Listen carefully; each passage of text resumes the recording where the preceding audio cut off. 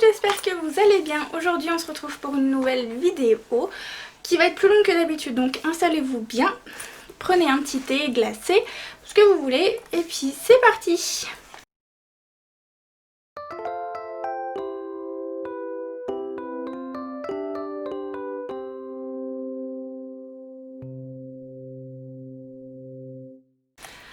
Aujourd'hui, on va parler de la réouverture du parc Disneyland Paris. Vous savez, il a rouvert la semaine dernière, officiellement le 15 juillet. Mais en fait, il y a beaucoup de choses qui ont été dites, mais quasiment rien sur l'accueil des personnes en situation de handicap. Donc aujourd'hui, on va remédier à ça et on va voir ensemble tout ce que je peux vous dire. J'ai préparé ma petite feuille. Alors, comme je vous l'expliquais sur Instagram, je vous le mets en barre d'infos, le lien pour mon Instagram. Je ne vous parlerai que de ce dont je suis sûre à 100% qui a été officiellement annoncé. Il y a d'autres questions qui sont encore en suspens, donc je vous ferai une deuxième vidéo pour répondre à ces questions-là. Vous êtes prêts? On y va!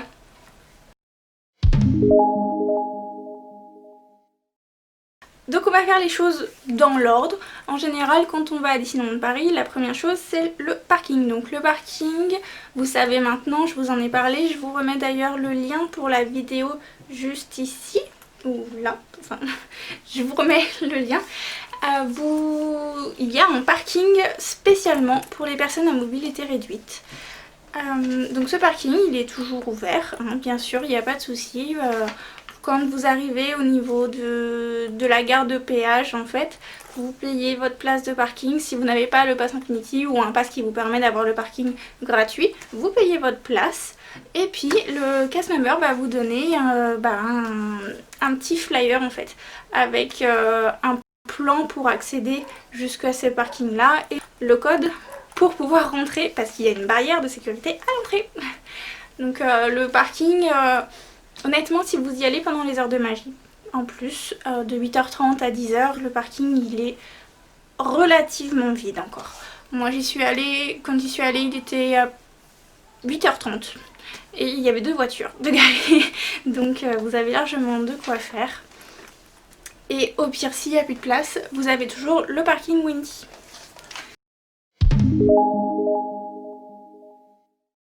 Concernant le billet accompagnateur, en fait, il y a encore des petites interrogations par rapport à ça, mais ce qu'il faut retenir, c'est que vous n'avez pas à réserver votre billet accompagnateur à l'avance. C'est une des questions qui revient le plus souvent. Comment est-ce que ça se passe pour le billet accompagnateur? Est-ce qu'on est sûr de pouvoir rentrer? Est-ce que si le parc est complet, on pourra quand même rentrer? Rassurez-vous. Pour l'instant, les capacités du parc sont loin d'être atteintes. Donc il n'y a pas de souci. Pour l'instant, c'est vraiment très très calme sur le parc. Donc en fait, comment ça se passe? Ça va se passer comme avant, donc pas de réservation à l'avance. Vous vous présentez le jour de votre visite avec votre carte CMI, votre carte mobilité inclusion qui prouve que vous avez besoin d'un accompagnateur. Et votre réservation, parce que n'oubliez pas, les personnes handicapées à Disneyland Paris sont des personnes comme les autres, donc il faut que vous ayez réservé votre place à l'avance. Si vous avez un pass annuel, il faut que vous ayez enregistré votre réservation sur la plateforme dédiée au pass annuel. Si vous n'avez pas de pass annuel, il faut que vous ayez acheté un billet à l'avance sur le site internet de Disneyland Paris. Et pour les passes annuels, du coup, vous allez recevoir un mail de confirmation de réservation. Pour ceux qui n'ont pas de pass annuel, si vous avez acheté un billet daté, pas de confirmation, juste votre billet daté qui fait foi. Si vous avez un billet non daté, vous avez une confirmation de réservation.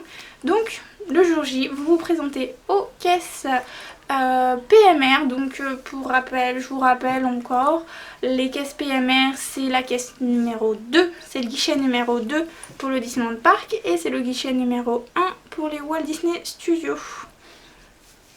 Donc vous vous présentez à ces caisses là avec votre billet ou votre réservation, votre passe annuel et votre CMI, et vous demandez votre billet accompagnateur gratuit. Et là, le cast member vous délivrera, comme avant, le billet accompagnateur gratuit qui sera valable pour la journée pour les deux parcs.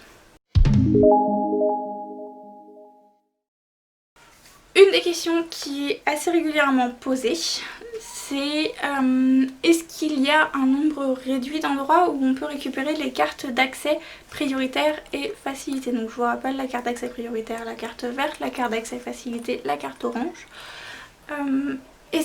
Parce que en fait il y a beaucoup de monde à City Hall et à Studio Services.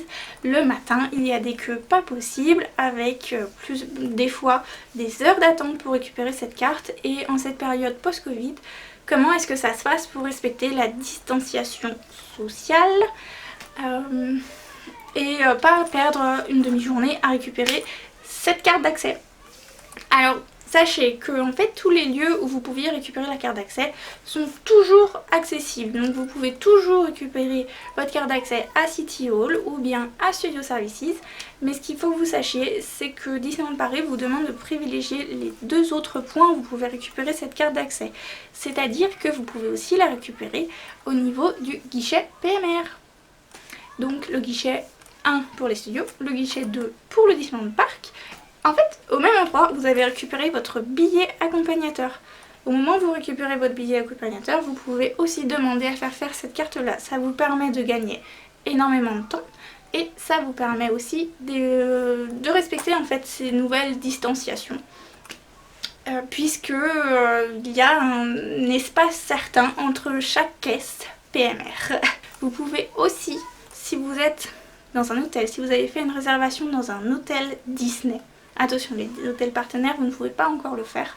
Mais si vous êtes dans un hôtel Disney, donc c'est-à-dire là pour cet été, le Newport Bay Club ou bien le Shein qui a ouvert lundi, vous pouvez demander à faire votre carte d'accès au moment du check-in quand vous arrivez dans l'hôtel pour récupérer votre chambre ou bien vos billets si vous arrivez le matin même.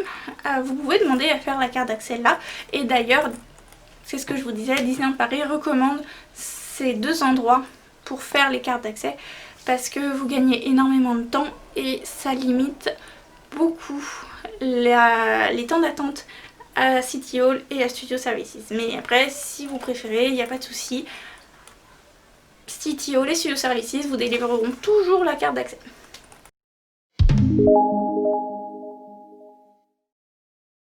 La question qui s'est beaucoup posée, c'est est-ce qu'il va y avoir des modifications par rapport à l'utilisation des cartes d'accès.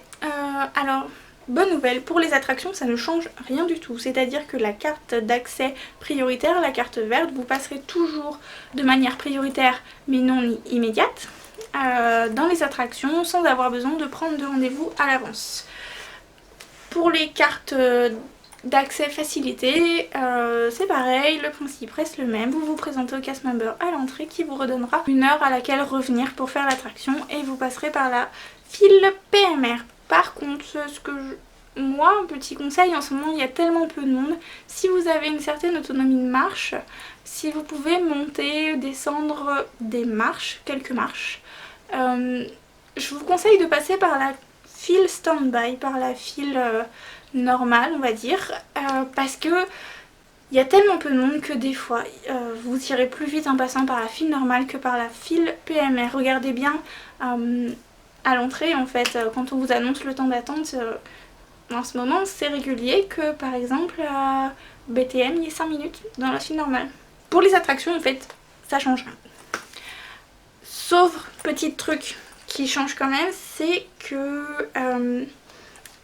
pour certaines attractions dont l'accès se faisait par la sortie, par la boutique, je pense surtout à la TOT, la Tour de la Terreur, l'accès PMR ne se fait plus du coup par la sortie, par la boutique, mais elle va se faire par la file Fast-Pass parce que vous savez que du coup la file Fast-Pass ne fonctionne pas en ce moment. Les Fast-Pass ne fonctionnent pas. Donc du coup c'est devenu la nouvelle file PMR pour la Tour de la Terreur. Donc n'allez pas à la boutique. ça ne sert à rien, on ne vous accueillera pas par là en fait. Maintenant il faut que vous alliez à l'entrée de l'attraction, vous présentez votre carte d'accès et en fait le cast member vous ouvrira la grille qui mène à la file fast-pass. Voilà, c'est pour éviter en fait, c'est pour permettre de gérer le flux dans la boutique, éviter que trop de personnes se croisent en fait. Si une attraction phare rencontre en fait un succès incroyable et que la queue est trop longue, on vous donnera un rendez-vous pour revenir. Si vraiment l'attraction en question rencontre un succès incroyable et que c'est pour votre sécurité en fait. En ce qui concerne les restaurants, il y a un petit changement qui s'effectue quand vous mangez dans les restaurants fast-food, et encore je ne suis pas sûre que ça fonctionne dans tous les restaurants, mais en fait ce qu'on va vous demander c'est que la personne qui a mobilité réduite aille s'asseoir et que son accompagnateur fasse la queue normale en fait. Bon, bien sûr, si vous venez tout seul, vous aurez l'accès prioritaire, il n'y a pas de souci. Dans ces cas-là, vous êtes tout seul, personne ne peut faire la commande pour vous et faire la queue normale. Donc il n'y a pas de souci, là vous passerez en priorité, vous présentez votre carte. Comme je vous ai expliqué dans la vidéo en fait sur l'utilisation des cartes, je vous remets ici. Et voilà, après pour les restaurants assis, la question se pose pas trop puisque vous avez une réservation. La rencontre personnage, là ça change pas mal. C'est-à-dire que pour les rencontres personnages qui se font via Lineberty, vous avez deux cas de figure qui vont se présenter. Vous avez les rencontres gérées par Lineberty pour Olaf, Minnie, Dingo, toutes les rencontres via Lineberty, excepté pour Anna, Elsa, Sven et Christophe. La priorité des cartes saute comme avant en fait. Elle ne s'applique plus, c'est-à-dire que vous avez une heure de rendez-vous avec un numéro de ticket, l'application vous alerte quand c'est votre heure pour passer, et là vous passez directement. J'ai été super surprise, mais Olaf, je suis arrivée, je suis passée direct en fait. Hein. Je n'ai même pas attendu en fait, j'ai juste fait le chemin et je me suis arrêtée devant Olaf. Par contre pour Anna, Elsa, Ben et Christophe, ce qui va se passer c'est que il y a beaucoup de personnes qui veulent les rencontrer. Donc en fait sur Lineberty on vous donne des créneaux. C'est-à-dire que vous allez avoir une heure, vous présentez, mais vous ne serez pas tout seul. Vous êtes tout un groupe à avoir la même heure. Et donc en fait là ils ont décidé de garder le principe de priorité quand même pour les cartes d'accès. Comme avant en fait, quand c'était le spectacle où les cartes d'accès vous placiez à un certain endroit pour la salle de pré-show, vous passiez d'abord, ensuite les personnes de la file stand-by rentraient et pour rentrer dans les théâtres, vous rentriez d'abord pour vous installer sur les bancs. Et bah là en fait c'est pareil, une fois que vous serez tous rentrés dans la salle de pré-show, les personnes qui ont la carte d'accès passeront d'abord en fait pour rencontrer les personnages. S'il vous plaît, dites-moi en commentaire si vous aimeriez avoir une vidéo spéciale, que je vous fasse une petite vidéo courte comme je vous faisais pour les attractions, là, comme j'avais commencé la série sur les attractions. Si vous voulez que je vous fasse une vidéo courte sur comment rencontrer en fait, comment ça se passe pour rencontrer Anna, Elsa, Sven et Christophe. Par contre, pour les personnages qui ne sont pas gérés par Lineberty, il y a aussi deux cas de figure qui vont se passer. Les personnages qui sont sur le Disneyland Park, donc le parc 1, vous avez toujours le principe de prise de rendez-vous. Pour certains personnages, les personnages qui se promènent comme ça, il n'y a pas de rendez-vous.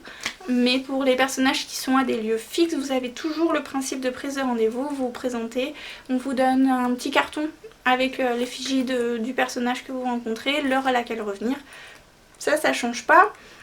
Si vous voulez voir comment ça se passe, je vous remets en barre d'infos la vidéo que je vous avais fait sur la rencontre personnage. Ce qui va changer, c'est les personnages qui se trouvent dans les théâtres, dans les lieux intérieurs en fait, parce que vous savez que certains théâtres, surtout au studio, ont été réutilisés en fait, comme les spectacles pour l'instant n'ont pas lieu, ils ont été réutilisés pour qu'on puisse rencontrer les personnages qui étaient présents dans les spectacles. Donc je pense surtout à Cinémagique, où vous pouvez rencontrer les personnages de Michael Magicien, à Studio Theater, vous pouvez rencontrer les personnages Marvel.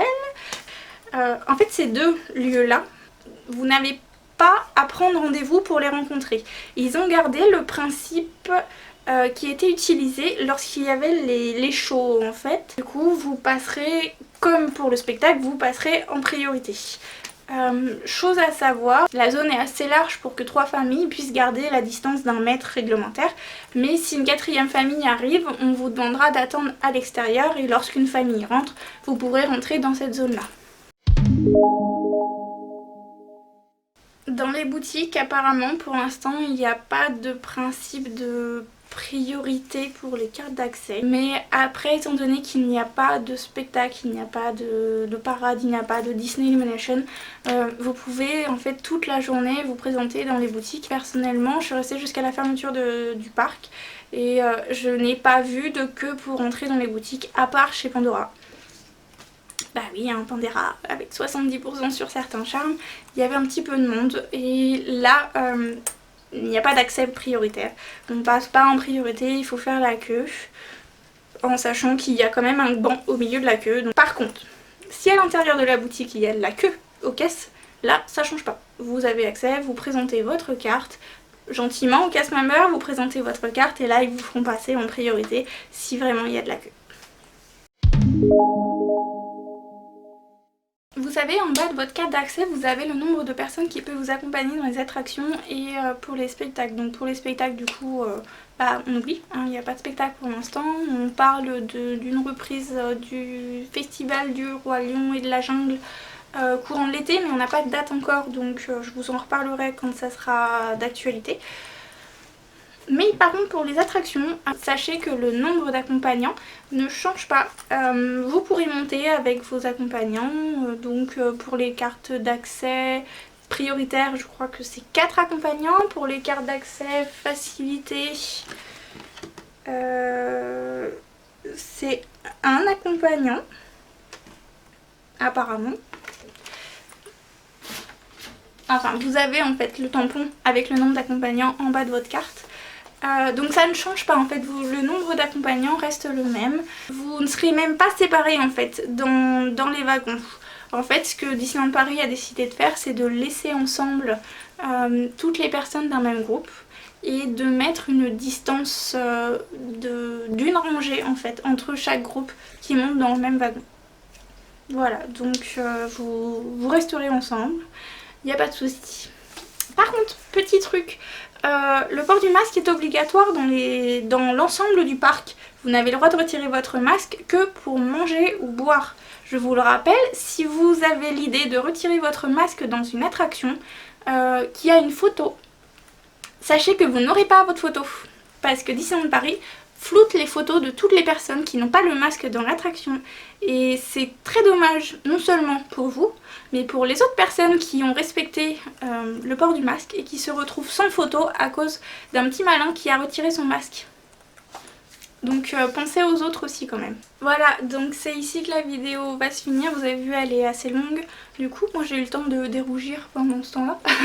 Et j'espère qu'elle vous a plu. J'espère que j'ai répondu à la plupart de vos questions.